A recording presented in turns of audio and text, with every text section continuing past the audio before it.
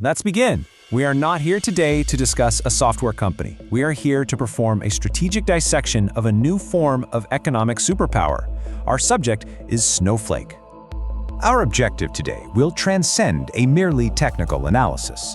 We will not be reviewing features. We will instead dissect the interlocking mechanisms of power that Snowflake has engineered. This is a strategy that has resulted in a level of market dominance that is, by any historical measure, a structural anomaly. Our analysis will proceed through 6 distinct pillars. We will move from Snowflake's foundational physics all the way to its future as a potential systemic risk. This is our roadmap for today. To understand the empire, you must first understand the single foundational innovation that broke the laws of the old world. This was not a change in code, but a fundamental change in physics. For 30 years, the enterprise data warehouse was governed by a brittle, primitive physical law, the shared nothing architecture of Oracle and Teradata. Now, this wasn't a design choice, it was a physical limitation. Computational power and data storage were literally fused together inside a single, monolithic hardware appliance. The CPU, the memory, the disk, all bound in fixed ratios. So what? The entire industry was suffocating. Imagine you're a retailer. You need massive analytical power for the single month of December. To get it, you had to purchase an entirely new, multi-million-dollar appliance in January that would then sit underutilized, burning power and floor space for the next 11 months. Or picture a bank needing to run a massive quarterly stress test. It had to permanently own the hardware for that absolute peak load. This created a market defined by immense capital inefficiency and strategic paralysis. It was an industry quite literally waiting for a theoretical escape. Snowflake's breakthrough was not simply moving to the cloud. That is a fundamental category error. Their innovation was a moment of profound mathematical elegance. By building their system natively on top of commodity object storage, like Amazon's S3, they began to treat storage as an infinite, cheap, abstract utility. Then, they created the concept of virtual warehouses. These are ephemeral, independent computational grids that could be materialized out of nothing or vaporized back into nothing in seconds. This principle, instant elasticity, became the weapon that rendered the multi-billion-dollar legacy model obsolete. A company could now run a small warehouse for routine reports, then instantly scale to a massive one for a complex machine learning job, and then scale back down to zero, paying only for the seconds of compute they actually used. This was a direct assault on the economic model of the old guard, and this is where the total capture of the customer began. The architectural breakthrough was the beachhead. The next layer of strategy was to leverage that architecture to construct an inescapable network, a technical moat so deep that escape becomes a catastrophic impossibility. At the very heart of Snowflake's power is a component that competitors find nearly impossible to replicate: the centralized metadata store. You should think of it as the system's omniscient brain. It's a global, consistent, transactional ledger that knows the precise location of every single micropartition of data, its statistical properties, its version history, and exactly who has permission to access it. This brain is what enables features that seem like magic, things like time travel, the ability to instantly query data as it existed days ago, or cloning a petabyte-scale database in seconds without actually duplicating any storage. This is the core of its operational control. This is the true foundation of the monopoly. For decades, sharing data between organizations was a crude, labor-intensive process known as ETL: extract, transform, and load. It involved physically extracting data, making copies, shipping them over FTP or even on physical hard drives, and then loading that copy into another system. It was slow, it was expensive, and it created a security nightmare of uncontrolled data silos. Snowflake, using its metadata brain, completely inverted this paradigm with zero-copy data sharing. Now, to share a petabyte of data with a partner, you do not move the data. You execute a simple grant command, and in seconds, that command gives your partner's Snowflake account secure, read-only access to the metadata pointer. The data never moves. The so what here is profound. This feature fundamentally changed the value proposition of the product from a mere database into a powerful network. This capability then ignited a powerful network effect, which is best understood by the fax machine analogy. The first fax machine, of course, is useless. The millionth fax machine makes the network indispensable. So a consumer packaged goods company joined Snowflake to analyze its sales data. To collaborate with its largest retail partner, it shares this data instantly. The retailer now sees the value and demands its other suppliers also join Snowflake. The logistics providers follow suit. Soon, the entire supply chain's data is flowing frictionlessly, all within the Snowflake ecosystem. At this point, the cost of leaving is no longer a simple technical migration, it's a complete severance from your business ecosystem. And the result? Data becomes a sovereign currency that only circulates within the walls of the Snowflake kingdom.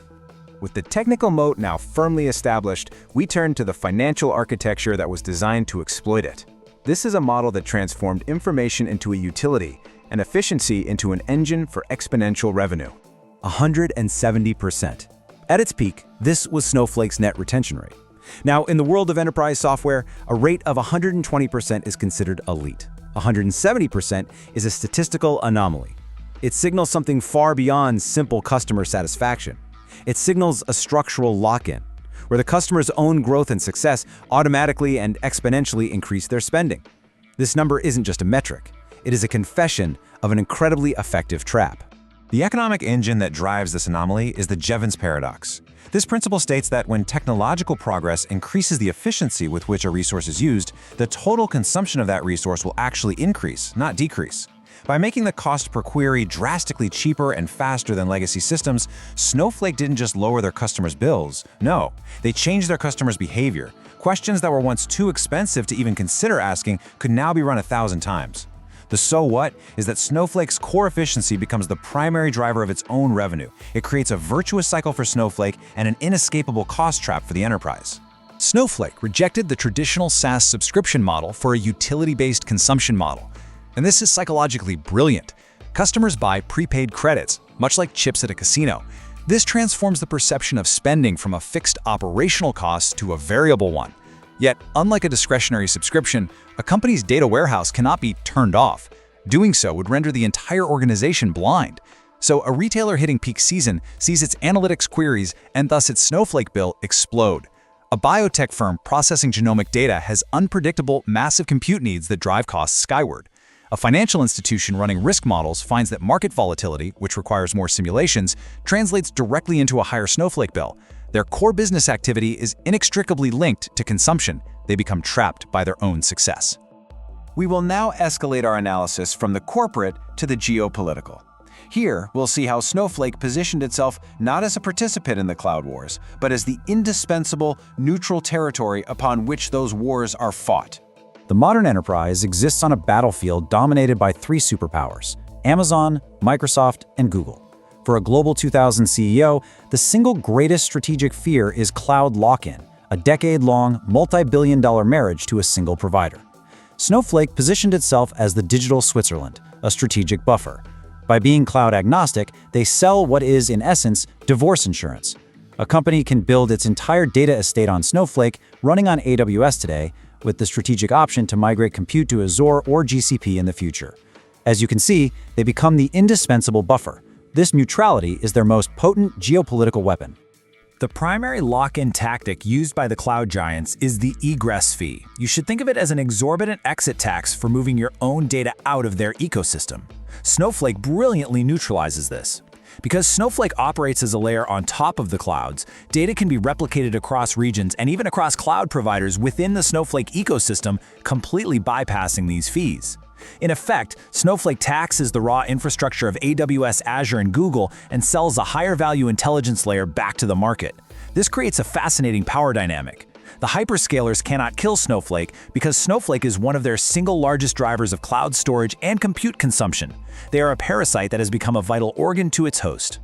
Technology and strategy are inert without the human element to weaponize them. We now turn our focus to the leadership philosophy that transformed an engineering marvel into a ruthless, global sales machine. To understand Snowflake's trajectory, you must understand Frank Slootman. He is not a founder visionary in the classic Silicon Valley mold. He is a mercenary king, a specialist in execution, brought in when the engine has been built and it's time to drive the tank into battle. His entire philosophy is encapsulated in this quote. He utterly rejects the family culture of the tech industry, viewing it as a vector for mediocrity and a comfortable place for people to hide. His model is one of iron discipline, relentless accountability, and a systematic elimination of non-performers. Slootman's arrival precipitated a cultural purge. He implemented his amp it up methodology, which demanded a radical increase in pace and intensity. He famously views lateral communication, departments talking amongst themselves, as a waste of time, demanding a strict top-down command structure instead. Under his leadership, the company's focus was narrowed to a singular metric: consumption. The sales force was transformed, tasked with a single mission: drive consumption. They didn't just sign new logos, they were embedded to actively monitor and inflame the credit burn of existing customers. A dip in a client's usage wasn't a fluctuation, it was a strategic failure that required immediate intervention. This was the pivot from a tech startup to a global sales machine. We will conclude by projecting Snowflake's strategy into the age of artificial intelligence, and in doing so, we will identify the single greatest systemic vulnerability that its own success has created. In the AI era, there is a new law of physics you must understand. Data has gravity. Enterprise data is now simply too large, too sensitive, and too valuable to move. Therefore, the brain, the AI model, must be brought to the body, the data. Snowflake understands this better than anyone. Through acquisitions and the launch of their own models and compute platforms like Cortex and Arctic, they are now building the entire AI stack inside their walled garden. Their strategy is to ensure that their customers' data never has a reason to leave. The strategic implication is clear. The defining conflict of the next decade is not between competing AI models. It is between the application layer, like Microsoft's Copilot, and the data layer, where the intelligence is actually generated. Snowflake is positioned to control the data layer. And herein lies the ultimate vulnerability.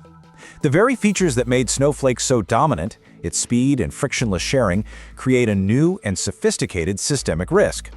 Consider a scenario where an AI model generates synthetic, hallucinated data that is then ingested by a corporation.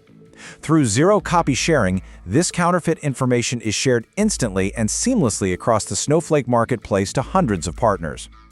We now face the very real possibility of a global data supply chain attack where corrupted, AI-generated garbage pollutes the world's most trusted data ecosystem. The bank of data could become a distributor of counterfeit currency. This analogy best summarizes Snowflake's ultimate strategic position. They have successfully built the essential toll bridge for the 21st century economy. They don't need to own the data or even the AI models. They only need to own the infrastructure through which all data and all intelligence must flow. This is the moat that Warren Buffett recognized when he made his first IPO investment since 1956. He wasn't investing in a tech company, he was investing in a modern railroad. This brings us to the central strategic dilemma. Does Snowflake represent the ultimate platform for partnership and innovation? Or have they engineered the most sophisticated and expensive form of vendor lock-in in the history of computing, the most elegant trap ever built?